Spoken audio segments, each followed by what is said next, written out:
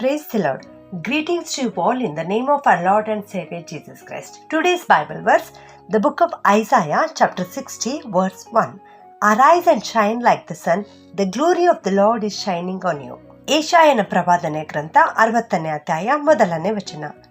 ಏಳು, ಪ್ರಕಾಶಿಸು, ನಿನಗೆ ಬೆಳಕು ಬಂತು, ಯೆಹೋವನ ತೇಜಸ್ಸು ನಿನ್ನ ಮೇಲೆ ಉದಯಿಸಿದೆ.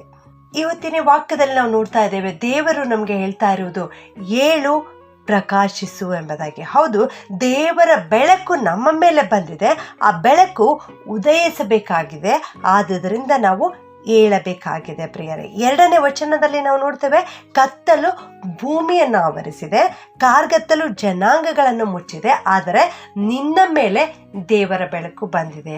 ಇಲ್ಲಿ ಎದ್ದೇಳು ಎಂಬುದಾಗಿ ಯಾರಿಗೆ ಹೇಳ್ತಾ ಇದ್ದಾರೆ ಅಂದರೆ, ಯಾವ ಮನುಷ್ಯ ಮಲಗಿರಬಹುದು ಅಥವಾ ಕೂತುಕೊಂಡಿರಬಹುದು ಅಥವಾ ಯಾವುದಾದ್ರೂ ಒಂದು ವಿಷಯದಲ್ಲಿ ಅವನು ಸಿಲುಕಿಕೊಂಡಿರಬಹುದು, ಅಂತ ಜನರಿಗೆ ಇವತ್ತು ದೇವರು ಹೇಳ್ತಾ ಇರುವುದು ಎದ್ದೇಳು, ಪ್ರಕಾಶಿಸು ಎಂಬುದಾಗಿ.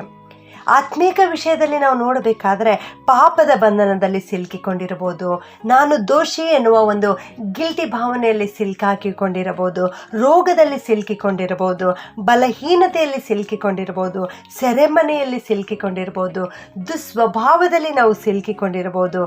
ಆದುದರಿಂದ ಇವತ್ತು ದೇವರು ನಮಗೆ ಹೇಳ್ತಾ ಇರುವುದು ಎದ್ದೇಳಿ ಎಂಬುದಾಗಿ. ಇವೆಲ್ಲ ದುರ್ಗುಣಗಳನ್ನು ಬಿಟ್ಟವರಾಗಿ ನಾವು ಎದ್ದೇಳಬೇಕಾಗಿದೆ ಪ್ರಿಯರೇ. ಏತಕ್ಕಾಗಿ ಏಳಬೇಕೆಂಬುದಾಗಿ ನಾವು ನೋಡುವುದಾದರೆ, ದೇವರಿಗಾಗಿ ನಾವು ಎದ್ದೇಳಬೇಕು. ದೇವರ ಬೆಳಕು ಪ್ರಕಾಶಿಸುವುದಕ್ಕಾಗಿ ನಾವು ಎದ್ದೇಳಬೇಕು.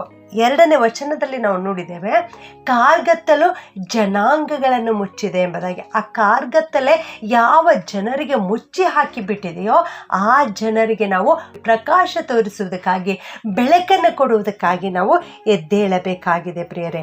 ದೇವರಿಂದ ಪಡೆದುಕೊಂಡ ಬೆಳಕನ್ನು ನಾವು ಆ ಕಾರ್ಗತ್ತಲೆಯಲ್ಲಿರುವ ಜನರಿಗೆ ಬೆಳಕು ತೋರಿಸುವುದಕ್ಕಾಗಿ ನಾವು ಎದ್ದೇಳಬೇಕಾಗಿದೆ. ಚಂದ್ರನ ಬಗ್ಗೆ ನಾವು ನೋಡ್ತೇವೆ, ಚಂದ್ರನಲ್ಲಿ ಸ್ವಂತ ಬೆಳಕಿಲ್ಲ, ಆದರೆ ಅದು ಸೂರ್ಯನಿಂದ ಪಡೆದುಕೊಂಡು ಅದರ ಪ್ರತಿಬಿಂಬವನ್ನು ರಾತ್ರಿ ಹೊತ್ತಿನಲ್ಲಿ ಈ ಭೂಮಿಯ ಮೇಲೆ ಕತ್ತಲೆ ತುಂಬಿರುವಾಗ ಅದು ತನ್ನ ಬೆಳಕನ್ನು ಈ ಕಾರ್ಗತ್ತಲೆಯಲ್ಲಿರುವ ಜನರಿಗೆ ಪ್ರತಿಬಿಂಬಿಸುವಂಥದ್ದಾಗಿದೆ. ಇದೇ ರೀತಿಯಲ್ಲಿ ನಾವು ಕೂಡ ಕಾರ್ಯ ಮಾಡಬೇಕಾಗಿದೆ. ದೇವರು ನಮಗೆ ಬೆಳಕನ್ನು ಕೊಡುವಾತನು. ದೇವರಿಂದ ನಾವು ಪ್ರಕಾಶವನ್ನು ಹೊಂದಿ ಯಾವ ಜನರು ಕತ್ತಲೆಯಲ್ಲಿ ಜೀವಿಸ್ತಾ ಇದ್ದಾರೋ ಆ ಜನರಿಗೆ ಬೆಳಕನ್ನು ನಾವು ಹರಿಸಬೇಕಾಗಿದೆ ಪ್ರಿಯರೇ. ಯೋಹಾನ 8:12 ನಾವು ನೋಡ್ತೇವೆ, ಯೇಸು ಸ್ವಾಮಿ ಹೀಗೆ ಹೇಳಿದ್ದಾರೆ, ನಾನೇ ಲೋಕಕ್ಕೆ ಬೆಳಕು ಎಂಬುದಾಗಿ. ಹೌದು, ನಮ್ಮ ಯೇಸು ಸ್ವಾಮಿ ಇಡೀ ಲೋಕಕ್ಕೆ ಬೆಳಕನ್ನು ಕೊಡುವಾತನಾಗಿದ್ದಾರೆ. ಆ ಯೇಸು ಸ್ವಾಮಿಯಿಂದ ನಾವು ಬೆಳಕನ್ನು ಪಡೆದುಕೊಳ್ಳಬೇಕಾಗಿದೆ. ಮತ್ತಾಯ 5:14 ನಾವು ನೋಡುತ್ತೇವೆ, ನೀವು ಲೋಕಕ್ಕೆ ಬೆಳಕಾಗಿದ್ದೀರಿ ಎಂಬುದಾಗಿ ಸ್ವಾಮಿಯವರು ಹೇಳ್ತಾ ಇದ್ದಾರೆ. ಹೌದು, ನಮ್ಮಿಂದ ದೇವರು ಇಡೀ ಲೋಕದ ಜನರಿಗೆ ಬೆಳಕನ್ನು ಕೊಡಲಿಕ್ಕೆ, ನನ್ನನ್ನು ನಿನ್ನನ್ನು ತನ್ನ ಸಾಧನವನ್ನಾಗಿ ಉಪಯೋಗಿಸಿಕೊಳ್ಳಲಿಕ್ಕಿದ್ದಾರೆ. ಇದೇ ಮತ್ತಾಯ 5:16 ನಾವು ನೋಡ್ತೇವೆ, ನಿಮ್ಮ ಬೆಳಕು ಜನರ ಮುಂದೆ ಪ್ರಕಾಶಿಸಲಿ ಎಂಬುದಾಗಿ. ದೇವರಿಂದ ಪಡೆದುಕೊಂಡಂಥ ಬೆಳಕು ಜನರ ಮುಂದೆ ಪ್ರಕಾಶಿಸಬೇಕಾಗಿದೆ ಪ್ರಿಯರೇ. ಯಾವ ಜನರು ಕಾರ್ಗತ್ತಲೆಯಲ್ಲಿದ್ದಾರೋ ಅವರಿಗೆ ಯೇಸು ಕ್ರಿಸ್ತನೆಂಬ ಬೆಳಕಿನ ಬಗ್ಗೆ ನಾವು ತಿಳಿಸಿಕೊಡಬೇಕಾಗಿದೆ. ಇವತ್ತು ನಿನ್ನ ಕುರಿತು ದೇವರು ಒಂದು ದೊಡ್ಡ ಯೋಜನೆಯನ್ನು ಹಾಕಿಕೊಂಡಿದ್ದಾರೆ. ಆ ಯೋಜನೆಯನ್ನು ಪೂರೈಸುವುದಕ್ಕಾಗಿ ನೀನು ಎದ್ದೇಳಬೇಕಾಗಿದೆ.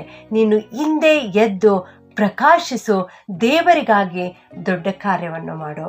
ಪ್ರಾರ್ಥನೆ ಮಾಡಿಕೊಳ್ಳೋಣ. ಪ್ರೀತಿಯ ಪರಲೋಕದ ತಂದೆಯಾದ ದೇವರೇ, ನಿನಗೆ ಸ್ತೋತ್ರ ಉಂಟಾಗಲಿಪ್ಪ. ಇಂದು ನೀವು ಕೊಟ್ಟಿರೋ ವಾಕ್ಯಕ್ಕೋಸ್ಕರ ವಂದಿಸ್ತೇನಪ್ಪ. ಎದ್ದೇಳು, ಪ್ರಕಾಶಿಸು ಎನ್ನುವ ವಾಕ್ಯ ನಮಗೆ ಕೊಟ್ಟಿದ್ದೀರಿ ತಂದೆಯೇ, ಸ್ತೋತ್ರ. ನೀವು ಲೋಕಕ್ಕೆ ಬೆಳಕಾಗಿದ್ದೀರಪ್ಪ. ನಿಮ್ಮಿಂದ ನಾವು ಬೆಳಕನ್ನು ಪಡೆದುಕೊಂಡು ಯಾವ ಜನರು ಕಾರ್ಗತ್ತಲೆಯಲ್ಲಿದ್ದಾರೋ ಅಂಥ ಜನರಿಗೆ ನಿಮ್ಮ ಬೆಳಕನ್ನು ಪ್ರಕಾಶಿಸಲಿಕ್ಕೆ ನಮ್ಮನ್ನು ನಿಮ್ಮ ಸಾಧನವನ್ನಾಗಿ ಉಪಯೋಗಿಸ್ಕೋ ಸ್ವಾಮಿ. ಇಂದು ಈ ವಾಕ್ಯವನ್ನು ಕೇಳಿಸಿಕೊಳ್ಳುತ್ತಿರೋ ಪ್ರತಿಯೊಬ್ಬೊಬ್ಬರನ್ನು ಆಶೀರ್ವದಿಸಪ್ಪ.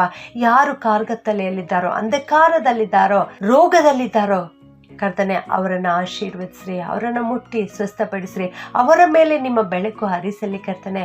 ನೀವು ಆಶೀರ್ವಾದ ಮಾಡಿ ನಡೆಸಿರಿ. ಈ ಪ್ರಾರ್ಥನೆಯನ್ನು ಯೇಸುವಿನ ಒಂದೇ ನಾಮದಲ್ಲಿ ಬೇಡುತ್ತೇನೆ ತಂದೆಯೇ, ಆಮೇಲೆ.